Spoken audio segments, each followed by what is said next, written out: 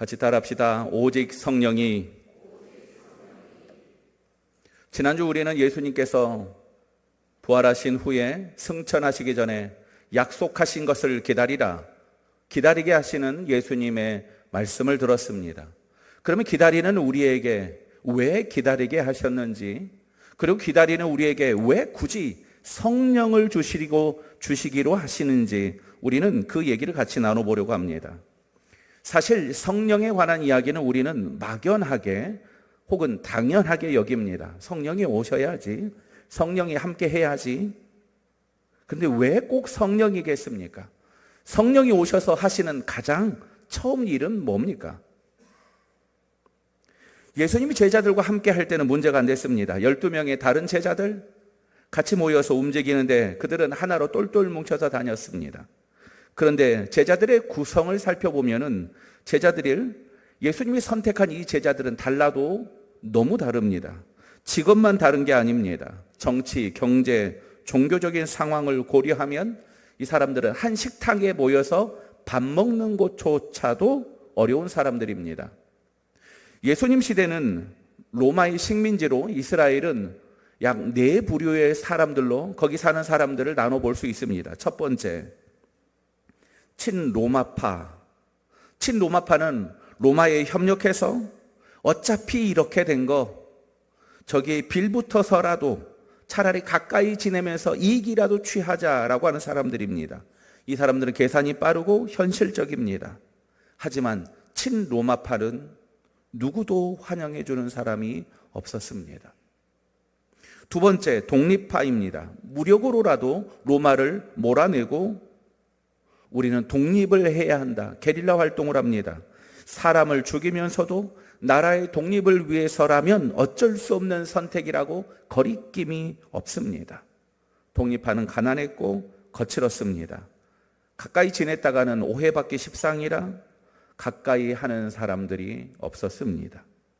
세 번째, 종교적 분리주의자입니다. 어차피 정치는 틀렸고 하나님의 백성으로 율법을 잘 지키면 그만 아닌가. 그래서 종교 지도자들을 존경했습니다. 하지만 그들은 지적하고 평가하는 말을 즐거워하는 사람들입니다. 이들 가까이에 있다가는 상처받기 일쑤입니다. 그래서 그들은 친구가 없었습니다. 네 번째로 평범한 백성들입니다. 복잡한 세상 일 우리는 상관없고 당장 먹고 사는 것이 급하니 열심히 일하지만 아무리 열심히 일해도 로마에서 세금으로 다 뺏어가고 억울한 일 당하는 일이 한두 번이 아닙니다. 친로마파에게도 무시당하고 독립파에게는 손가락질 당하고 어쩔 수 없이 율법을 어겨야 되니 율법주의자들에게는 맨날 혼났습니다. 예수님이 살던 시대 친로마파, 독립파, 종교 분리주의자, 평범한 백성들 모두 외로운 사람들입니다. 여러 가지 상황 때문에 고립되고 외롭고 함께하지 못하는 사람들. 그런데 이 시대 속에서 예수님은 제자들 12를 부릅니다. 완전히 다른 사람. 그중에 제일 대표적이고 독특한 사람이 마태입니다. 마태는 친로마파 중에서도 가장 욕을 많이 먹는 사람입니다. 세금을 걷어서 로마에 바칩니다. 월급을 안 받습니다. 그럼 어떻게 세금을 걷어야겠습니까? 거기에 보태서 세금을 거둡니다. 더 욕을 먹습니다. 반면에 예수님의 제자들 중에는 셀롯이라는 시몬이라는 사람이 있습니다. 우리에게는 익숙하지 않은 이 제자는 베드로와 똑같이 이름이 시몬입니다. 앞에 셀롯이라고 붙여서 이름을 부르는 까닭은 이 셀롯이라는 이름의 의미가 특별하기 때문입니다. 셀롯, 열심당 혹은 독립운동가 정도 됩니다. 더구나 당시에 가장 지독하게 독립운동을 하면서 수없이 범죄와 사건을 만들고 다니는 사람들이 셀롯파였습니다. 그런데 셀롯이라는 시몬이 예수님의 제자들 중에 있습니다. 마태도 예수님과 밥을 먹고 셀롯이라는 시몬도 예수님과 식사를 합니다. 12명의 제자들, 정치 성향도 다르고 경제 수준도 다르고 직업도 학력도 다릅니다. 그런데 예수님 때문에 그들은 함께합니다. 이미 12제자가 함께하는 것만으로도 당시에는 기적과 같은 일입니다. 근데 예수님이 승천하셔야 합니다. 이제 예수님이 승천하신 이후에 남겨질 제자들이 예수님께는 한 걱정입니다. 같이 밥 먹기도 힘든 제자들 어떻게 하면 힘을 합할지.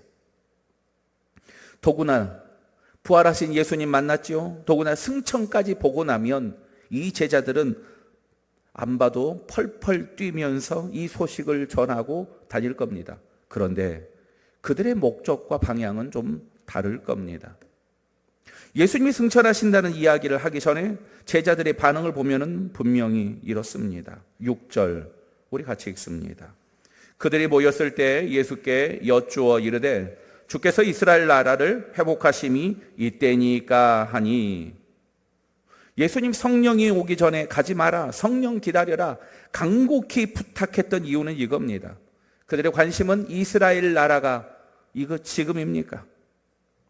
당장 자기들의 각 영역별로 다른 자기들의 관심과 자기들의 욕망을 이루기 위해서 지금 예수님이 하시는 말씀을 뚫어지게 듣고 지금 당장 그 일이 일어날 것처럼 착각하고 물어보는 겁니다. 그래서 예수님은 다시 한번 부탁합니다. 그 이야기가 8절입니다. 같이 읽습니다. 오직 성령이 너희에게 임하시면 너희가 권능을 받고 예루살렘과 온 유대와 사마리아와 땅끝까지 이르러 내 증인이 되리라 하시니라. 아멘. 우리는 이 본문을 몇 차례에 걸쳐 조금 더 자세히 살펴보겠습니다. 오늘은 오직 성령이입니다. 우리가 주목하는 바로 이 첫 번째 전제 뭐라고요? 오직 성령이.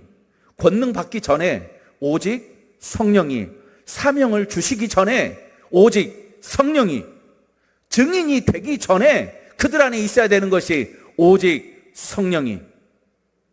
2026년 우리 교회 표어가 뭡니까? 오직 성령의 열매입니다. 여기 동일한 오직 성령입니다. 성경에서 왜 이렇게 오직 성령으로 성령님을 강조하는 겁니까? 성령이 오시면 무슨 일이 일어납니까? 성령이 오실 때 무슨 변화가 생기고 또 성령은 어떤 분입니까? 책상 위에 쇳가루가 떨어져 있고 흩어놓으면요, 여러분 그 쇳가루는, 흩어진 쇳가루는 어떤 건 동쪽을 향하고 어떤 것은 서쪽으로도 부딪히고 흩어져 있습니다. 그런데 그 쇳가루 가운데 강력한 자석을 넣어두면은 무슨 일이 벌어집니까? 쇳가루들이 일정한 방향을 가리키기 시작합니다. 강력한 자석 하나가 그 안에 중심에 들어오면은 흩어져 있던 쇳가루들이 정리됩니다. 동시에 방향을 바꾸고 서로 얽혀있던 쇳가루들이 이제 하나의 중심을 향해서 움직입니다. 쇳가루의 성질이 바뀌는 게 아니라 큰 힘이 들어오므로 그들의 방향이 바뀝니다. 만약 이 설교 중에 단 하나만 기억해야 된다고 그러면 저는 이 쇳가루와 자석을 기억했으면 좋겠습니다. 우리는 쇳가루 같은 사람들입니다. 그리고 자석은 성령님입니다. 성령이 제자들의 성격을 지우는 게 아닙니다. 성령이 오심으로 제자들의 방향을 바꾸어 주십니다. 성령이 오심으로 흩어져 있던 그들 안에 새로운 질서가 생기기 시작합니다. 이게 성령의 역사이고 성령의 능력입니다. 제자들 안에 성령이 오므로 새로운 영적 질서를 그들은 체험하기 시작합니다. 지금까지는 자기의 주장과 나의 관심을 따라 질문했습니다. 하지만 오직 성령으로 출발하면 너희가 권능을 받고 예루살렘과 온 유대와 사마리아와 땅끝까지 이르러 내 증인이 되리라. 어떻게 출발한다고요? 오직 성령이입니다. 그전에는 자기 소견에 옳은 대로 행하던 사람들이 오직 성령이 임하시자 사람의 뜻이 아니라 하나님의 뜻을 따라 움직이기 시작하는 사도가 됩니다. 보냄을 받은 사람, 내가 어디로 가야지라는 사도가 아니라 하나님이 원하는 곳으로 가는 사도, 나의 생각과 계획을 넘어서 하나님이 원하는 것을 묻기 시작하는 사도. 그전에는 자기의 바벨탑을 높이 쌓아 올리면서 자기를 드러내고 자랑하는 일에 먼저였다고 하면 성령이 임하시면서 교만이 낮아지고 하나님만을 높이는 겸손의 사람으로 움직이기 시작합니다. 더 낮은 곳으로. 성령이 임하시면 문제가 안 생기는 게 아닙니다. 사도들이 거기 성령의 충만함으로 있는데도 문제가 생깁니다. 사도들이 자기 고향 사람만 챙겨요. 어쩔 수가 없어요. 그러자 소외된 사람들 불평이 일어납니다. 이때 성령이 그들 가운데 임한 그 사람들의 태도가 아주 재밌습니다. 보통 때 같으면 나는 너희들과 함께하기 싫다. 그 갈릴리 촌놈들 내가 너희랑 굳이 같이 해야겠냐? 할만하고 떠날만한데 성령이 함께한 사람들은 그 교회를 포기하지 않습니다.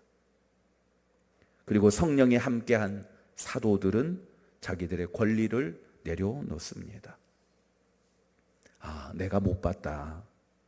그럴 수 있겠구나. 사도들은 권리를 내려놓고 섬길 만한 사람을 세워 직분을 줍니다. 그리고 그 직분의 이름을 집사라고 부릅니다. 사랑하는 집사님들, 우리의 자리는 거기입니다. 강력한 힘, 성령 안에서 주님이 주시는, 주님이 기뻐하는 사람으로, 하나님의 사람으로 모이기 시작하며 공동체를 이루어가는 놀라운 시작. 그 시작은 오직 성령이 이거밖에 없습니다. 오직 성령이, 사도행전은 그래서 사람들 가운데 오셔서 하나님의 놀라운 공동체를 세우는 사건, 이게 사도행전입니다. 사도들에게 가장 먼저 부탁하신 일은 전도가 아니고요, 점심 식사하는 일이 아닙니다. 오직 성령이 너희에게 임함으로 사도들은 공동체 교회를 만들어 갑니다. 사람들은 자기의 편한 자리가 아니라 하나님의 원하는 자리를 찾기 시작하고, 사람들은 더 이상 자기의 이야기가 아니라 하나님의 음성을 사모하여 듣기 시작합니다. 문제가 생길 때 포기하지 않고 성령으로 그들은 그 문제를 넘어가기 시작합니다. 이렇게 세워진 성령의 공동체를 우리는 교회라고 부릅니다. 천지를 창조하신 하나님이 가장 먼저 만들었던 것도 공동체, 가정이었습니다. 그런데 죄가 가정 안에 들어오자 부부관계가, 그리고 형제가 등을 돌립니다. 부부가 서로 배우자 탓을 하고 원망을 합니다. 원수보다 더 힘든 사람이 됩니다. 형은 동생과 비교하면서 경쟁하고 심지어 동생을 죽이는 살인자가 됩니다. 가장 가까이 있지만 가장 어려운 사람들, 질투하고 경쟁하고 상처 주고 속상하게 하고, 성령이 떠난 자리는 그거밖에 없습니다. 예수님이 이 땅에 오셔서 그래서 하신 일은 새로운 공동체를 만드는 일입니다. 전혀 다른 제자들을 불러 그들과 함께 다니며 치료하고 가르치고 섬기고 사랑해 줍니다. 그리고 예수님이 떠난 이후에 예수님은 성령을 그들에게 보내주십니다. 성령으로 하시고 싶은 일이 뭐겠습니까? 그 예수님이 그렇게 설교하시던 하나님 나라, 겨자씨 안에 소망을 두고 온 갈릴리 천지가 겨자밭이 되는 것처럼 나는 너희의 충만한 사랑으로 이 온 세상을 덮고 싶다. 하나님 나라의 공동체의 소망을 거기 주셨습니다. 교회는 공동체는 하나님의 꿈입니다. 창세기부터 시작해서 예수님, 그리고 우리에게 남겨주신 이 땅의 우리의 사명은 다른 게 아닙니다. 공동체입니다. 성령이 오시고 이 공동체가 생기고, 성령이 오심으로 공동체가 유지됩니다. 흩어진 쇳가루들 같은 사람들, 그 사람들이 방향을 돌려 주님께로 향하고, 그 사람들이 방향을 돌려 하나님이 원하는 곳에 앉아 있는 사건, 이게 성령이 임한 사건입니다. 가지 말고 기다려라. 성령을 받으라. 흩어져서 일하는 것보다 성령으로 하나 되어 한 공동체, 교회가 되는 것, 여러분, 우리는 너무 잘 압니다. 우리 교회 다닌 지 얼마나 되셨습니까? 교회를 이루는 건 기도 없이는 참 어렵습니다. 10명이 모여도 100명이 모여도 사람이 모이는 건 항상 하나님이 우리 안에 역사하시며, 우리가 날마다 기도로 주님 앞에 겸손하지 않으면 날마다 그 안에 어려움이 찾아볼 수밖에 없습니다. 인간은 공동체 안에 있도록 지음받았습니다. 태초부터. 그래서 인간은 공동체 안에 있을 때 안정감을 누리고 평안함을 누립니다. 예수를 모르더라도 사람들은 그래서 본능적으로 공동체를 찾아갑니다. 이런 모임, 저런 모임, 여기에도 가입해보고 저기에도 들어가 봅니다. 그렇지만 오래 머무르는 경우는 많지 않습니다. 밖에서 보면은 긍정적으로 보이고 좋아 보이는데 다가서면 꼭 어려움이 보입니다. 문제가 먼저 보이고 갈등을 겪고 마음이 상하고 탈퇴하고 떠나갑니다. 이게 세상의 공동체입니다. 교회 안에 성령이 없으면 세상의 공동체와 다르지 않습니다. 누가 더 잘못했는지 서로 겨루고 속상하게 합니다. 어쩌면 예수님께서 지금 이루시려고 하는 이 어려운 사명, 우리는 이미 그곳 가운데 나와 있습니다. 가장 가까이 우리는 이렇게 있습니다. 예수님이 기다려라. 성령, 오직 성령이 너희 가운데 임하기를 기다리라 부탁했던 까닭은 너무 분명합니다. 하나님의 영, 하나님이 우리 안에 들어와 계심으로 강력한 그 하나님의 힘으로 말미암아 새로운 질서 안에 우리가 들어갈 수 있지, 하나님의 능력이 아니면 우리는 결코 함께 할 수 없습니다. 서로 다른 나이, 성향, 고향, 학력, 부함, 마음이 안 맞는 건 당연합니다. 하나님 없이는 우리는 거기밖에 안 됩니다.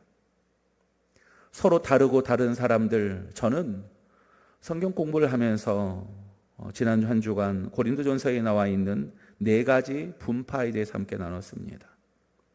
저는 참 소망이 되는 성경이 이 고린도 교회를 향하여 쓴 편지 고린도전서라고 합니다. 그렇게 문제가 많습니다.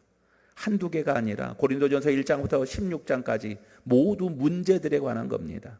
차마 입에 담기도 어려운 심각한 문제들 투성이가 그 교회 안에 가득합니다. 그런데 바울은 그 교회를 향하여서 편지를 씁니다. 니까지 것들이 교회냐? 라고 쓰지 않고 고린도에 있는 교회들에게 편지를 씁니다. 바울파, 아볼로파, 게바파, 그리스도파.